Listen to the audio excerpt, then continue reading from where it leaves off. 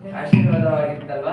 Hallelujah, hallelujah, hallelujah. Hallelujah. ಹೊಸ ವರ್ಷದಲ್ಲಿ ಮೊದಲನೇ ವಾರದಲ್ಲಿ ದೇವರ ಆಶೀರ್ವಾದವಾದ ವಾಗ್ದಾನಗಳನ್ನ ನಮಗೆ ದಯಪಾಲಿಸ್ತಾರೆ. Hallelujah, hallelujah.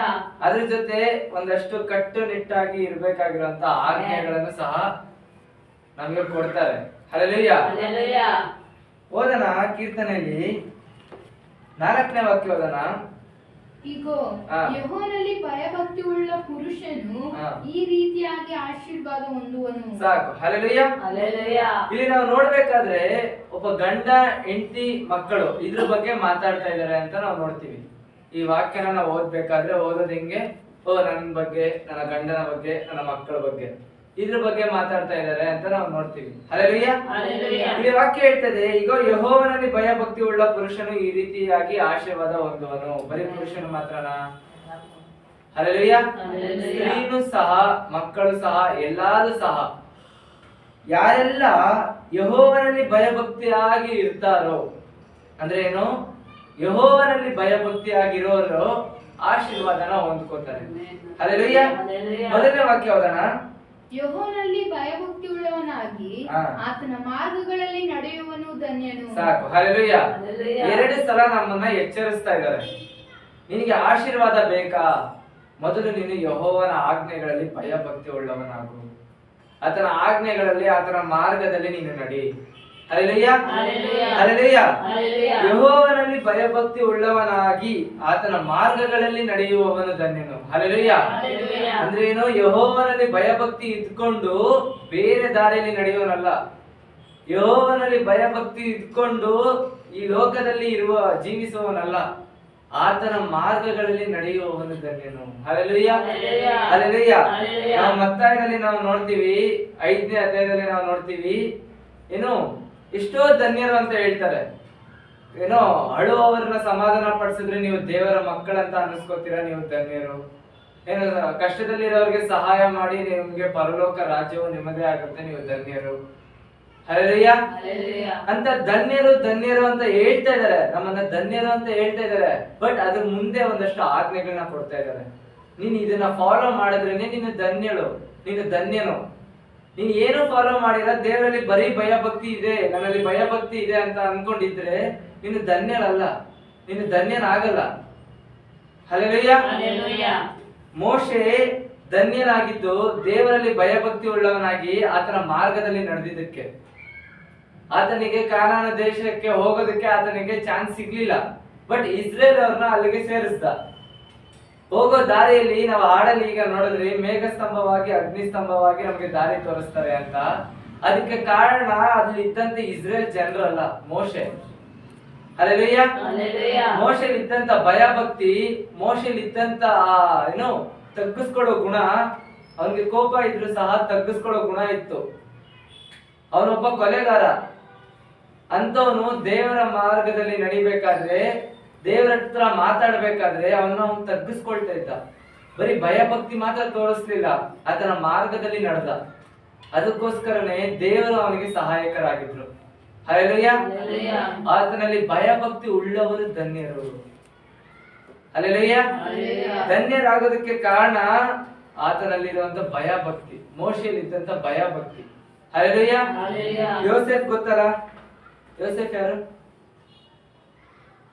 ಮರಿಯಳ ಗಂಡ ಅಲ್ಲ, ಹಳೆ ಒಡಂಬಡಿಕೆಯಲ್ಲಿ ಯೋಸೆಫ್ ಬರ್ತಾರೆ. ಯೋಸೆಫ್ ಆ? ಇನ್ನೊಬ್ಬ ಯೇಸು. ಆ. ಯೋಸೆಫ್ ಯಾರಮ್ಮ?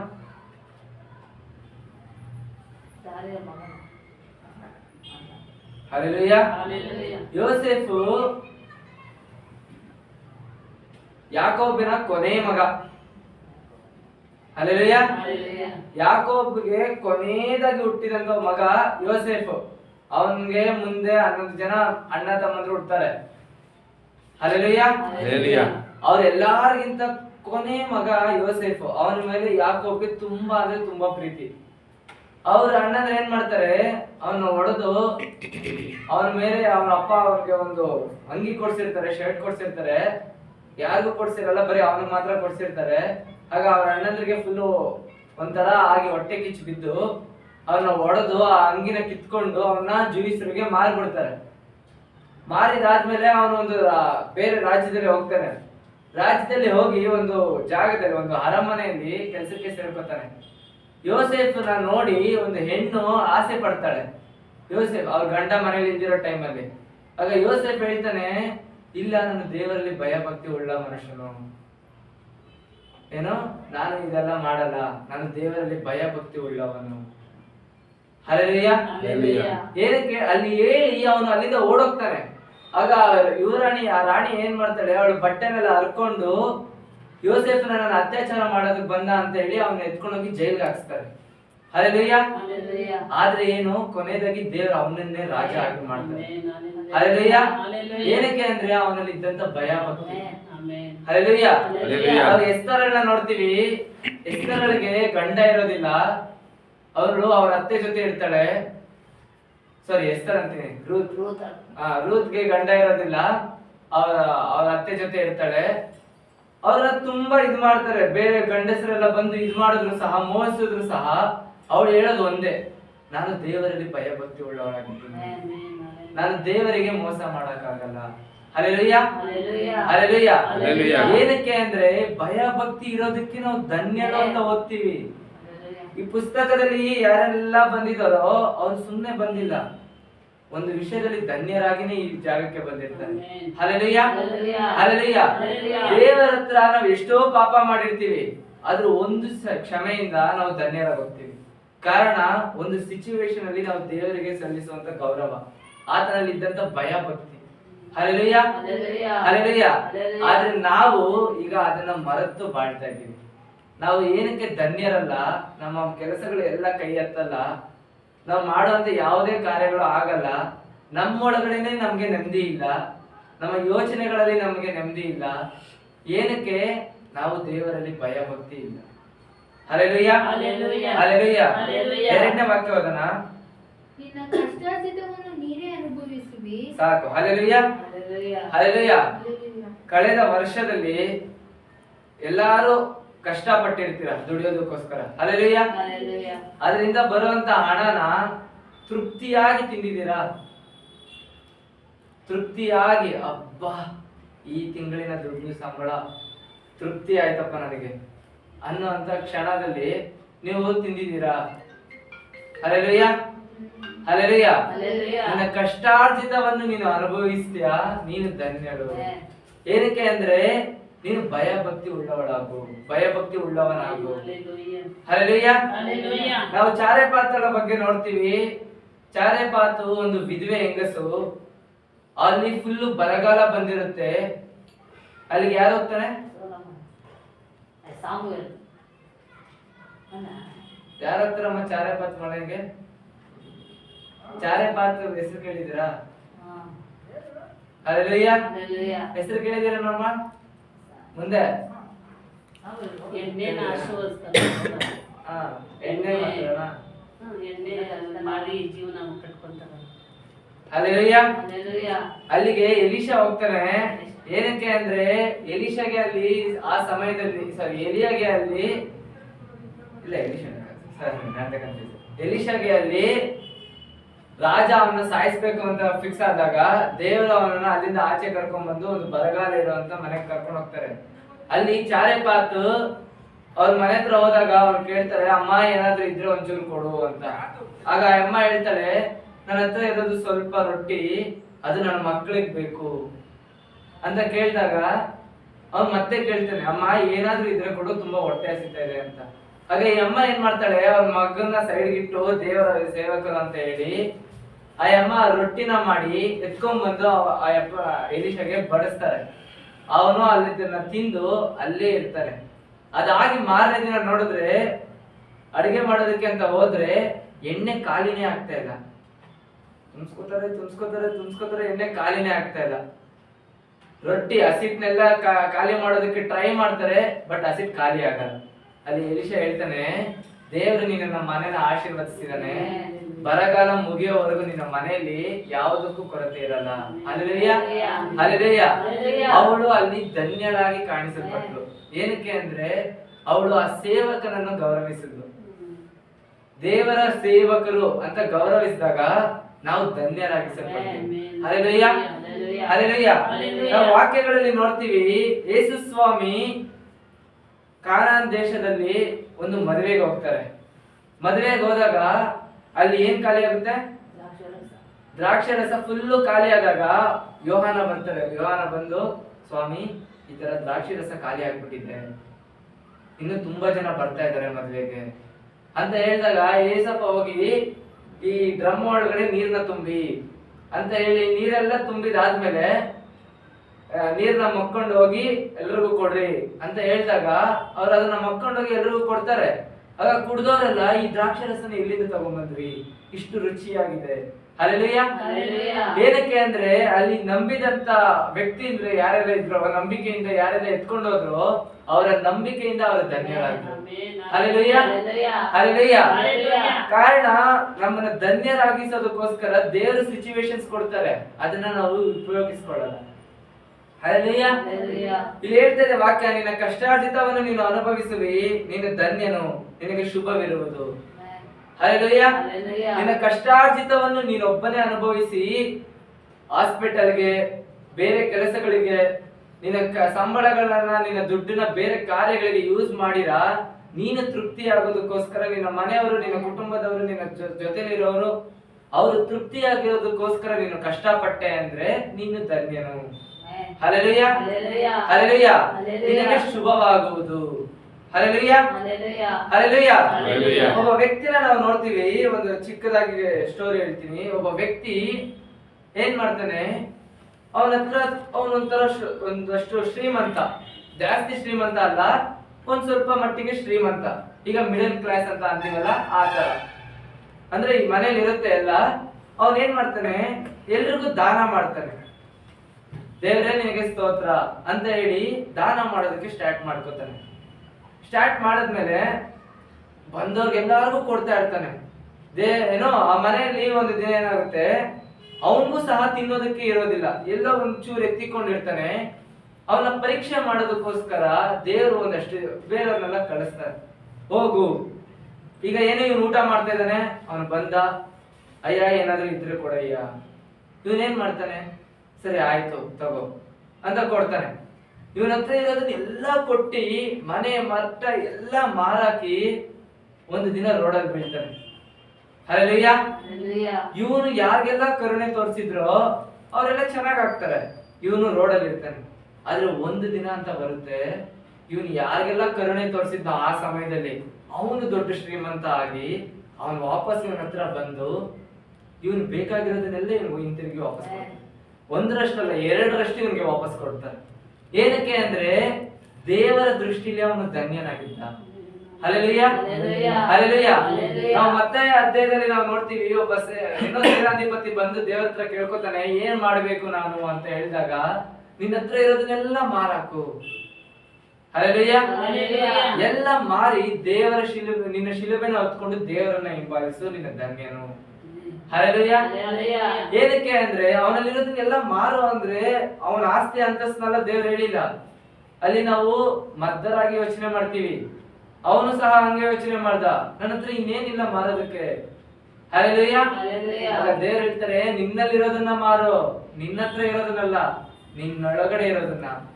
ಕೋಪ, ದ್ವೇಷ, ಮೋಸ, ಅಸೂಯೆ, ಅಹಂಕಾರ ಎಲ್ಲ ನಿನ್ನಲ್ಲಿರುವಂತ ಬೇಡದಿರುವಂತದ್ದು ಎಲ್ಲ ನಿನ್ನಿಂದ ಮಾರಾಕು, ಬೇಡ ನಿನಗೆ. ಆಗ ನೀನು ಬಂದು ನನ್ನನ್ನ ಫಾಲೋ ಮಾಡು, ನೀನು ಧನ್ಯನು. ಹಲ್ಲೆಲೂಯಾ. ಹಲ್ಲೆಲೂಯಾ. ಒಬ್ಬ ವ್ಯಕ್ತಿ ಕುತ್ಕೊಂಡು ಭಿಕ್ಷೆ ಬೇಡ್ತಾ ಇರ್ತಾನೆ.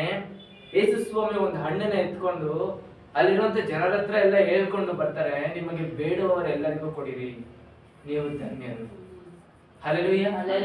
ಹಲ್ಲೆಲೂಯಾ. ಅದೇ ಈ ಸಮಯದಲ್ಲಿ, ಈ ದಿನಗಳಲ್ಲಿ ನಾವೇನಾದ್ರೂ ಆತರ ಮಾಡಿದ್ರೆ, ಓ ನೀನು ದೇವರಾಗಕ್ಕೆ ಹೋಗ್ಬಿಡ್ತೀಯಾ. ಹಲ್ಲೆಲೂಯಾ. ಹಲ್ಲೆಲೂಯಾ. ನೀನು ಎತ್ತಿ ಎತ್ತಿ ಕೊಡ್ತೀಯಲ್ಲ, ಈಗ ನಿನಗ್ ಬೇಕು, ಹೋಗು ತಗೊಂಬ. ಹಲ್ಲೆಲೂಯಾ. ಹಲ್ಲೆಲೂಯಾ. ಇನ್ನೊಬ್ರಿಗೆ ಕಷ್ಟಕ್ಕೆ ಅಂತ ನೀನು ಓಡ್ತಾ ಇರ್ತೀಯಲ್ಲ, ನಿನ್ನ ಕಷ್ಟಕ್ಕೆ ನೀನು ಕರ್ಕೊಂಬ ಈಗ. ಹಲ್ಲೆಲೂಯಾ. ವಾಕ್ಯಗಳನ್ನ ನಾವು ನಂಬಿದ್ರೆ, ನಮ್ಮ ವಾಕ್ಯಗಳೇ ನಮ್ಮನ್ನ ಎಲ್ಲಾ ಸಮಸ್ಯೆಗಳಿಂದ ಬಿಡುಗಡೆ ಮಾಡುತ್ತೆ. ಹಲ್ಲೆಲೂಯಾ. ಹಲ್ಲೆಲೂಯಾ.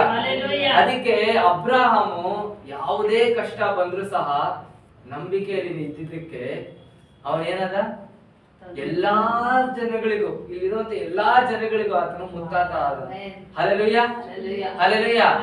ಅವನೇನ್ ಅಂದಿದ್ದ, ನನ್ನ ಜೊತೆಲಿರೋ, ನನಗೆ ಆಲ್ರೆಡಿ 100 ವರ್ಷ ಆಗೋಗಿದೆ, ನನ್ನ ಸಾರಗಳಿಗೆ ಏನೋ 99 ವರ್ಷ ಆಗೋಗಿದೆ, ನಾನು 100 ದಾಟ್ಬಿಟ್ಟಿದೀನಿ, ನನಗಿನ್ ಮಕ್ಕಳಾಗಲ್ಲ ದೇವ್ರೆ, ನನ್ನ ಜೊತೆಲಿರೋನೇ ನನ್ನ ಸೇವಕನ್ನೇ ನನ್ನ ಮಗನಾಗಿ ನಾನು ಅಡಾಪ್ಟ್ ಮಾಡ್ಕೋತೀನಿ, ದತ್ತು ತಗೋತೀನಿ ಅಂದಾಗ ನಿನಗೆ ವಧೆಗಳು ಕೊಡ್ತೀನಿ, ಕೊಟ್ಟಿರೋ ನಂಬಿಕೆ ಹೇಳಿರೋ ಮಾತಿನ ಮೇಲೆ ನಂಬಿಕೆಯಿಂದ ಇರು ಅಂತ ಹೇಳಿದಾಗ ಹೇಳಿ ಸ್ವಲ್ಪ ದಿನಕ್ಕೆ ಅವ್ರಿಗೆ ಇಸಾಕ್ ನೋಡ್ತದ. Hallelujah, hallelujah. ಯಾಕೆ ಅಂದ್ರೆ ಅಲ್ಲಿ ಅವನು ಧನ್ಯನಾಗಿದ್ದ. Hallelujah, hallelujah. 3ನೇ ವಾಕ್ಯ ಓದೋಣ. ಅಂತಃಪುರದಲ್ಲಿರುವ ನಿನ್ನ ಹೆಂಡತಿಯು ಫಲಭರಿತವಾದ ದ್ರಾಕ್ಷಾಲತೆಯಂತಿರುವಳು. ಸಾಕು. Hallelujah, hallelujah. ನಾವೊಂದು ದ್ರಾಕ್ಷಿ ತೋಟಕ್ಕೆ ಹೋಗ್ತೀವಿ, ಮೇಲೆ ಎಲ್ಲ ದ್ರಾಕ್ಷ ಬಳ್ಳಿಗಳು ಇರ್ತವೆ, ಅಲ್ಲೆಲ್ಲ ದ್ರಾಕ್ಷಿಗಳು ಹಿಂಗೆ ನೇತಾಡ್ತಾ ಇರ್ತವೆ, ಜೊತಾಡ್ತಾ ಇರ್ತವೆ, ಗ್ರೀನ್ ಕಲರ್ ಇರ್ತವೆ, ಪರ್ಪಲ್ ಕಲರ್ ಇರ್ತವೆ, ಒಂದಷ್ಟು ರೆಡ್ ಕಲರ್ ಆಗಿ ಕೂಡ ಇರ್ತವೆ. ಹಲ್ಲೆಲೂಯಾ. ಅವುಗಳನ್ನ ನೋಡಿದಾಗ ಎಷ್ಟು ಖುಷಿ ಆಗುತ್ತೆ. ಈ ಜಾಗ ಏನ್ ಇಷ್ಟೊಂದು ತುಂಬೋಗಿದೆ, ಇಷ್ಟು ಖುಷಿಯಾಗಿದೆ, ಕಿತ್ಕೊಂಡ್ ತಿನ್ಕೊಳ್ಳೋಣ ಅನ್ನೋ ತರ ನಮ್ಗೆ ಅನ್ಸುತ್ತೆ. ಹಲ್ಲೆಲೂಯಾ. ಒಂದು ಸಲ ಇದೇ ತರ ರಾಂಪುರದ ಕಡೆಗೆ ಹೋಗ್ಬೇಕಾದ್ರೆ ನಾವು ಪಾಸ್ಟರ್ ಎಲ್ಲ ಒಂದು ಜಾಗದಲ್ಲಿ ನಿಲ್ಸಿರ್ತೀವಿ, ದ್ರಾಕ್ಷ ತೋಟದಲ್ಲಿ. ಆ ಯಪ್ಪ ಏನ್ ಮಾಡ್ತಾನೆ, ಅಲ್ಲಿ ಪ್ರೇಯರ್ ಮಾಡ್ಬಿಟ್ಟು ನಾವು ವಾಪಸ್ ಹೋಗ್ತಾ ಇರ್ತೀವಿ ಅಷ್ಟೇ. ನೆಕ್ಸ್ಟ್ ಟೈಮ್ ಹೋದಾಗ ಆ ಯಪ್ಪ ತುಂಬಿ ತುಂಬಿ ಕೊಟ್ಟಿದ್ದ. ನೆನ್ಪಿದ್ರೆ ಗೊತ್ತಿದ್ರೆ. ಹಲ್ಲೆಲೂಯಾ. ಏನಕ್ಕೆ ಅಂದ್ರೆ ಆ ಜಾಗ ಫಲಭರಿತವಾಗಿ ತುಂಬಿತು ಅಂತ ಆ ಯಪ್ಪ ನಮ್ಗೆ ಕೊಟ್ಟ. ಹಲ್ಲೆಲೂಯಾ. ಆ ಯಪ್ಪ ಯಾರು ಏನು ಅಂತ ನಮ್ಗೆ ಗೊತ್ತಿಲ್ಲ, ನಾವು ಹೋಗೋ ದಾರಿಯಲ್ಲಿ ದ್ರಾಕ್ಷಿ ತಿನ್ಬೇಕು ಅಂತ ಅನ್ಸಿ ನಿಲ್ಸಿ ಅಲ್ಲಿ ಹೋಗಿ ಒಂದು ಚಿಕ್ಕದಾಗಿ ಪ್ರಾರ್ಥನೆ ಮಾಡ್ತೀವಿ ಅಂತ ಹೇಳಿದಕ್ಕೆ ಸರಿ ಮಾಡಿ ಅಂತ ಹೇಳಿ ಆ ಯಪ್ಪ ತುಂಬಿ ಕೊಟ್ಟ. ಏನಕ್ಕೆ ಅಂದ್ರೆ ಆ ಯಪ್ಪನಲ್ಲಿ ಇದ್ದಂತ ನಂಬಿಕೆ, ದೇವರು ನಮ್ಮನ್ನ ನಡ್ಸ್ಕೊಂಡು ಹೋಗಿದಂತ ಜಾಗ. Hallelujah, hallelujah. ಫಲಭರಿತವಾಗಿ ನಿನ್ನ ಮನೆ ಇರುತ್ತೆ ಯಾವಾಗ ನೀನು ಇನ್ನೊಬ್ರಿಗೆ ಕೊಟ್ಟಾಗ. ಹಲ್ಲೆಲೂಯಾ. ನಿನ್ನ ಹೆಂಡತಿ ಫಲಭರಿತವಾಗಿ ಕುತ್ಕೊಂಡು ದ್ರಾಕ್ಷಲತೆ ಆಗಿರ್ತಾಳೆ, ದ್ರಾಕ್ಷ ಬಳ್ಳಿಯಲ್ಲಿ ದ್ರಾಕ್ಷಿ ಬಿಟ್ಟಿರೋ ತರ ಇರ್ತಾಳೆ, ಅಷ್ಟೇ ಸ್ವೀಟ್ ಆಗಿರ್ತಾರೆ ಯಾವಾಗ ನೀನು ದೇವರ ಕಣ್ಣಲ್ಲಿ ಧನ್ಯನಾದಾಗ. ಹಲ್ಲೆಲೂಯಾ. ಹಾಗೆ ಕೆಳಗಡೆ ಹೋದ, ನಿನ್ನ ಸಂಗಡ ಊಟದ ಮನೆಯ ಸುತ್ತಲೂ ಕೂತುಕೊಳ್ಳುವ ನಿನ್ನ ಮಕ್ಕಳು ಎಣ್ಣೆ ಮರದ ಸಸಿಗಳಂತಿರುವರು. ಸಾಕು. ಹಲ್ಲೆಲೂಯಾ. ನೀವು ಧನ್ಯರಾದಾಗ, ದೇವರ ಕಣ್ಣಲ್ಲಿ ನೀವು ಮಕ್ಕಳಾದಾಗ, ಆತನ ಸುತ್ತಲೂ, ಮೇಜಿನ ಸುತ್ತಲೂ ಕುತ್ಕೊಂಡು ತಿನ್ನುವಂತ ನೀವು ಎಣ್ಣೆ ಮರಗಳಾಗಿರ್ತೀರಂತೆ. ಹಲ್ಲೆಲೂಯಾ. ಆ ಮರದಲ್ಲಿ ಯಾವುದೇ ಕೊಂಬೆ ಕತ್ತರಿಸೋ ಎಣ್ಣೆ ಸುರಿತಾನೇ ಇರುತ್ತೆ. ಹಲ್ಲೆಲೂಯಾ. ನಾವು ಇದ್ರಲ್ಲಿ ನೋಡ್ತೀವಿ, ಮತ್ತಾಯ ಅಧ್ಯಾಯಗಳಲ್ಲಿ, ಕೊನೆಯ ಅಧ್ಯಾಯಗಳಲ್ಲಿ ನಾವು ನೋಡ್ತೀವಿ, ಆತನ ಎಣ್ಣೆ ಮರಗಳ ಬಳಿಯಲ್ಲಿ ಹೋಗಿ ಪ್ರಾರ್ಥನೆ ಮಾಡಿದರು ಅಂತ. ಹಲ್ಲೆಲೂಯಾ. ಏನಕ್ಕೆ ಅಂದ್ರೆ ಒಲಿವ್ ಪ್ಲಾಂಟ್ ಅಂತ ನಾವು ನೋಡ್ತೀವಿ ಇಂಗ್ಲಿಷ್ ಅಲ್ಲಿ. ಒಲಿವ್ ಪ್ಲಾಂಟ್ ಬಂದು ಅದರಲ್ಲಿರುವಂತ ಎಣ್ಣೆ ಸುಗಂಧವಾಗಿರುವಂತ ಎಣ್ಣೆ, ಅದು ತುಂಬಿ ಹೊರ ಸುರಿಸ್ತಾ ಇರತ್ತಂತೆ ಎಣ್ಣೆ. ಆ ತರ ಎಣ್ಣೆಯಾಗಿ ನಿಮ್ಮನ್ನ ಮಾರ್ಪಡಿಸ್ತಾರಂತೆ ಯಾವಾಗ ನೀವು ಧನ್ಯರಾದಾಗ. ಹಲ್ಲೆಲೂಯಾ. ಹಾಗೆ 5ನೇ ವಾಕ್ಯ ಅದನ್ನ, ಚೀಯೋನಿನಲ್ಲಿರುವ ಯೆಹೋವನು ನಿನ್ನನ್ನು ಆಶೀರ್ವದಿಸಲಿ, ಜೀವಮಾನವೆಲ್ಲ ಯೆರೂಸಲೇಮಿನ ಸೌಭಾಗ್ಯವನ್ನು ನೋಡುವವರಾಗು, ನಿನ್ನ ಮಕ್ಕಳ ಮಕ್ಕಳನ್ನು ಕಾಣುವನಾಗು. ಸಾಕು. Hallelujah, hallelujah. ಈ ವಾಕ್ಯ ಹೇಳ್ತದೆ, ಚಿಯೋನಿನಲ್ಲಿರುವ ಯೆಹೋವನು ನಿನ್ನನ್ನು ಆಶೀರ್ವದಿಸಲಿ. ಜೀವಮಾನವೆಲ್ಲ ಅಂದ್ರೇನು, 1 ದಿನಕ್ಕೆ 2 ದಿನಕ್ಕೆ ಅಲ್ಲ, ಜೀವಮಾನವೆಲ್ಲ ಆತನ ಸೌಭಾಗ್ಯವನ್ನು ನಿನ್ನನ್ನು ನೋಡಲಿ, ನೀನು ಆತನ ಸೌಭಾಗ್ಯವನ್ನು ನೋಡು. ಹಲ್ಲೆಲೂಯಾ. ಕೀರ್ತನೆ 23ನೇ ಅಧ್ಯಾಯ ಲಾಸ್ಟ್ ವಾಕ್ಯದಲ್ಲಿ ನಾವು ನೋಡ್ತೀವಿ, ಜೀವಮಾನವೆಲ್ಲ ಶುಭವು ಕೃಪೆಯು ನಿನ್ನನ್ನು ಹಿಂಬಾಲಿಸುತ್ತದೆ. Hallelujah, hallelujah. ಯಾವಾಗ ನೀನು ಆತನಲ್ಲಿ ಭಯಭಕ್ತಿ ಉಳ್ಳವನಾದಾಗ, ನಿನ್ನನ್ನೇ ನೀನು ಪೂರ್ಣವಾಗಿ ಆತನಿಗೆ ಸಮರ್ಪಿಸಲ್ಪಟ್ಟಾಗ, ಆಗ ನೀನು ಧನ್ಯನಾಗ್ತೀಯ. ನೀನು ಧನ್ಯನಾದಾಗ ನಿನ್ನ ಮನೆ ಆಶೀರ್ವದಿಸಲ್ಪಡುತ್ತೆ. ನಿನ್ನ ಮನೆ ಆಶೀರ್ವದಿಸಲ್ಪಟ್ಟಾಗ ನಿನ್ನ ಹೆಂಡತಿ ದ್ರಾಕ್ಷಾಲತೆ ಅಂತ ಇರ್ತಾಳೆ, ನಿನ್ನ ಪುರುಷ ತುಂಬಾ ದೊಡ್ಡ ಆಶೀರ್ವಾದ, ಭಯಭಕ್ತಿ ಉಳ್ಳ ಪುರುಷನು ಆಶೀರ್ವಾದವನ್ನು ಹೊಂದಿ ಮಾಡುವಂತ ಎಲ್ಲಾ ಕೆಲಸಗಳಲ್ಲೂ ಸಫಲ ಕಾಣ್ತಾರೆ. ನಿನ್ನ ಮಕ್ಕಳು ಎಣ್ಣೆ ಮರದಂತೆ ನಿನ್ನ ಸುತ್ತಲೂ ಕುತ್ಕೋತಾರೆ. ಅಷ್ಟು ಮಾತ್ರ ಆಶೀರ್ವಾದ ಕೊಟ್ರ, ನಿನ್ನ ಮಕ್ಕಳನ್ನು ನೀನು ನೋಡುವಂತ ಆಶೀರ್ವಾದ ಕೊಡ್ತಾರೆ. Hallelujah, hallelujah. ನಾವು ಬೈಬಲ್ ಅಲ್ಲಿ ನಾವು ನೋಡ್ತೀವಿ, ಯಾರ್ದೆಲ್ಲ ಶಾಪ ಒಂದು ತಲೆಮಾರಿಗೆ ಬೀಳುತ್ತೋ ಅದು ತಲೆಮಾರುಗಳಿಗೆ ದಾಟುತ್ತೆ. ಹಲ್ಲೆಲೂಯಾ. ನಾವು ನೋಡ್ಬೇಕಾದ್ರೆ ಯಾರು ಎಲಿಶಾ ಒಂದು ಜಾಗದಲ್ಲಿ ಇರ್ತಾನೆ, ಜಾಗದಲ್ಲಿ ಇದ್ದು ಪ್ರಾರ್ಥನೆ ಮಾಡ್ಬೇಕಾದ್ರೆ, ಕೊನೆಯದಾಗಿ ಹೇಳಿ ಮುಗಿಸ್ತೀನಿ, ಪ್ರಾರ್ಥನೆ ಮಾಡ್ಬೇಕಾದ್ರೆ ಒಬ್ಬ ಸೇನಾಧಿಪತಿ ಅವನ ಹತ್ರ ಬರ್ತಾನೆ. ಅವನಿಗೆ ಬಿಳಿ ಕುಷ್ಠರೋಗ ಇರುತ್ತೆ ಮೈ ತುಂಬಾ. ಆಗ ಹೇಳ್ತಾನೆ, ನೀನು ಹೋಗಿ ಆ ಕೆರೆಯಲ್ಲಿ ಹೋಗಿ 3 ಸಲ ಮುಳುಗಿ ಎದಳು, ಆಗ ನೀನು ಕುಷ್ಠರೋಗ ವಾಸಿ ಆಗುತ್ತೆ ಅಂತ ಹೇಳಿದಾಗ ಅವನು ಹೋಗಿ ಒಂದಷ್ಟು ಮಾತಾಡ್ತಾನೆ. ಏನು ನನ್ನ ಸೇನಾಧಿಪತಿ, ನಾನು ಇವ್ನು ಹೇಳೋ ಮಾತು ಕೇಳ್ಬೇಕಾ ಅಂತ ಹೇಳಿ ಆದ್ಮೇಲೆ ಹೋಗಿ ಮುಳುಗಿ ಎದೊಳ್ತಾನೆ. ಅವನು ಕುಷ್ಠ ಎಲ್ಲ ವಾಸಿ ಆದ್ಮೇಲೆ ಅವನು ವಾಪಸ್ ಅವನ ಹತ್ರ ಬಂದು, ನನ್ನ ಕುಷ್ಠವೆಲ್ಲ ವಾಸಿ ಆಯ್ತು, ದೇವರಿಗೆ ಸ್ತೋತ್ರ, ಈ ಕಾಣಿಕೆನ ನೀನ್ ಇಟ್ಕೋ ಅಂತ ಹೇಳಿ ಒಂದಷ್ಟು ಕಾಣಿಕೆನ ತಗೊಂಡು ಕೊಡ್ತಾನೆ. ಆದ್ರೆ ಎಲಿಯಾ ಅದನ್ನ ನಿರಾಜ್ಮಾರ್ಗಳಿಗೂ ಬರ್ಲಿ. Hallelujah, hallelujah. ಅಂದ್ರೆ ಏನು, ಅದೇ ಕ್ಷಣದಲ್ಲಿ ಅವನಿಗೆ ಕುಷ್ಠರೋಗಗಳು ಉಂಟಾಯ್ತಂತೆ, ಅವನ ತಲೆಮಾರುಗಳಿಗೂ ಉಂಟಾಯ್ತಂತೆ. ಹಲ್ಲೆಲೂಯಾ. ಏನಕ್ಕೆ ಅಂದ್ರೆ ದೇವರಲ್ಲಿ ಭಯ ಭಕ್ತಿ ಇಲ್ಲ ಅಂದ್ರೆ ಏನಾಗುತ್ತೆ ಅನ್ನೋದು ಇದೇ ಕಾರಣ. Hallelujah, hallelujah. ನಾವು ದೇವರ ಮುಂದೆ ಧನ್ಯರಾಗಿರೋದಕ್ಕೆ ಟ್ರೈ ಮಾಡ್ಬೇಕು, ಆದಷ್ಟು ಪ್ರಯತ್ನ ಮಾಡ್ಬೇಕು. Hallelujah, hallelujah. ಮನುಷ್ಯ ಯಾವುದರಲ್ಲೂ ಪರ್ಫೆಕ್ಟ್ ಇಲ್ಲ. ಪರ್ಫೆಕ್ಟ್ ಆದ್ರೆ ಆತನ ದೇವರಾಗ್ಬಿಡ್ತಾನೆ. ಹಲ್ಲೆಲೂಯಾ. ನಾನು ಮನುಷ್ಯ, ನನ್ನಲ್ಲಿ ಇನ್ಪರ್ಫೆಕ್ಟ್ ಇದೆ, ಆದ್ರೆ ನನ್ನ ಇಂಪರ್ಫೆಕ್ಟ್ ನ ಪರ್ಫೆಕ್ಟ್ ಮಾಡುವಂತ ದೇವರ ಹತ್ರ ಕೇಳ್ಕೋಬೇಕು. ಹಲ್ಲೆಲೂಯಾ.